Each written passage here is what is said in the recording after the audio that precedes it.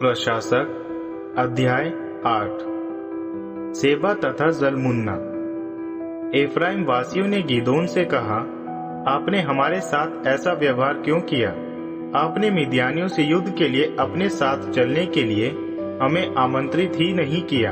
वे गुस्से में गिदोन से विवाद करते रहे, किंतु गिदोन ने उन्हें उत्तर दिया, आप लोगों ने जो किया है उसकी तुलना में मेरा किया हुआ कुछ भी नहीं है। क्या यह सच नहीं कि भूमि पर से बीने गए एफ्राइम के अंगूर अबीएजेर की लता से तोड़े गए अंगूरों से गुणों में कहीं ज्यादा अच्छे होते हैं? परमेश्वर ने मिद्यान के शासक ओरेब तथा जेब को तुम्हें सौंप दिया है। आप लोगों की तुलना में मैंने किया ही क्या है? इस पर गिदोन के विरुद्ध उनका क्रोध शांत हो गया। तब गिदोन तथा उसके साथ के 300 व्यक्ति यरदन तट पर पहुंचे और उन्होंने यरदन नदी पार की। वे पीछा करते हुए बहुत ही थक चुके थे। सुक्कोत वासियों से गिदोन ने विनती की, मेरे साथ आ रहे इन व्यक्तियों को कृपा कर रोटी दे दीजिए, वे बहुत ही थक चुके हैं, क्योंकि मैं मिद्यानियों के राजाओं सेबा तथा जलमुन्ना का अभी भी पीछा कर रहा हूँ। सुक्कोत के शासकों ने उत्तर में कहा, क्या जेबा तथा जलमुन्ना को तुम वश में कर चुके हो तो हम तुम्हारी सेना को रोटी दें। ठीक है।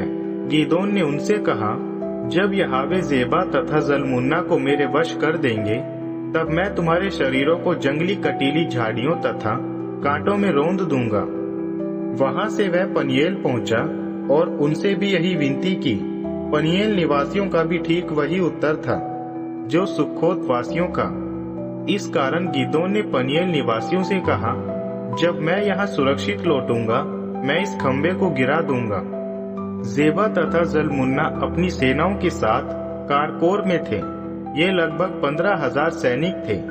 ये सब वे थे जो पूर्वी देशों के वंशजों की पूरी सेना में से बच गए थे। युद्ध में मारे गए तलवारधारियों की गिनती 1,20,000 हो गई थी।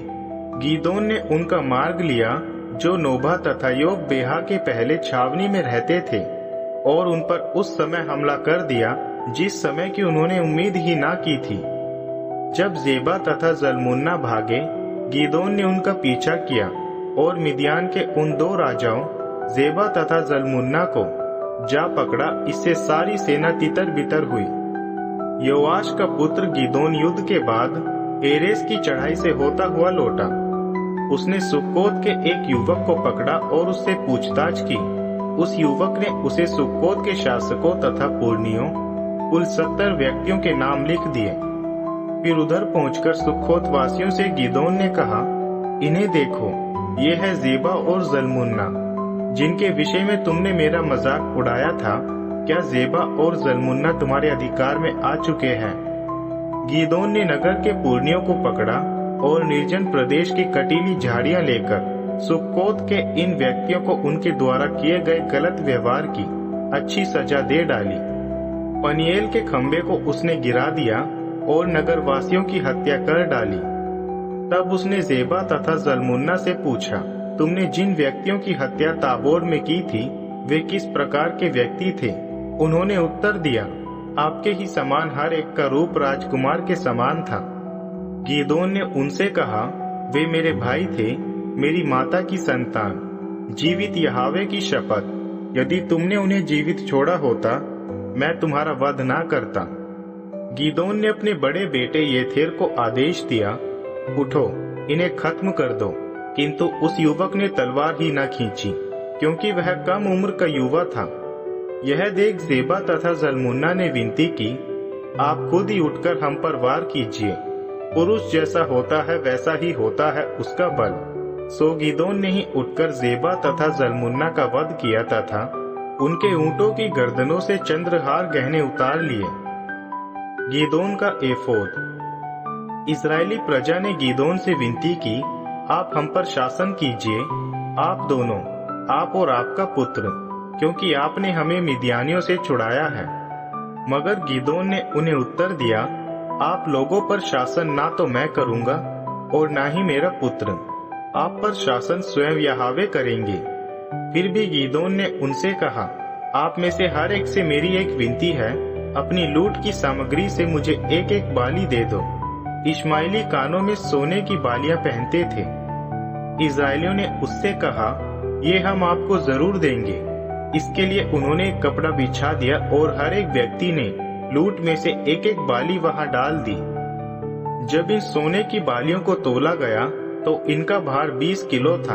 यह लूट में मिले चंद्रहारों, कुंडलों, मिद्यानी राजाओं द्वारा पहने जाने वाले बैंगनी वस्त्रों तथा ऊंटों के चंद्रहारों के अलावा था। इनसे गिदोन ने एक एफोद को बनाकर अपने नगर ओफरा में रख दिया। सारे इस्राएल ने इसकी उपासना करने के द्वारा यहोवा के प्रति व्यभिचार अर्थात विश्वासघात का पाप किया। यह एफोद गिदोन तथा उसके परिवार के लिए फंदा साबित हुआ। गिदोन की मृत्यु। मिद्यान इस्राएल के वंशजों के वश में हो चुका था। इसके बाद उन्होंने सिर नहीं उठाया। गिदोन के जीवन काल में 40 साल तक शांति बनी रही। तब योआश का पुत्र यरूबाल जाकर अपने ही घर में रहने लगा। गिदोन के 70 पुत्र थे, क्योंकि उनको अनेक पत्नियां थी। शेकेम में उनकी एक उपपत्नी से भी एक पुत्र था। उन्होंने उसका नाम अबीमेलेक रखा था। योआश के पुत्र गिदोन की मृत्यु पूरे बुढ़ापे में हुई। उसे अबीएजरियों के ओफरा नगर में उसके पिता योआश की गुफा की कब्र में रखा गया। जैसे ही गिदोन का निधन हुआ, इस्राएल वंशजों ने बाल की उपासना करने के द्वारा यहोवा के प्रति व्यभिचार अर्थात विश्वासघात का पाप किया। उन्होंने बाल बेरीत को अपने देवता के रूप में मान लिया।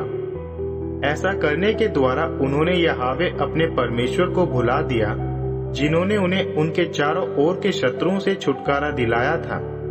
यहाँ तक कि उन्होंने तो यरूब्बाल अर्थात गिदोन के परिवार के प्रति भी कृपा ना दिखाई, जबकि गिदोन ने इस्राएल के प्रति अनेक उपकार किए थे।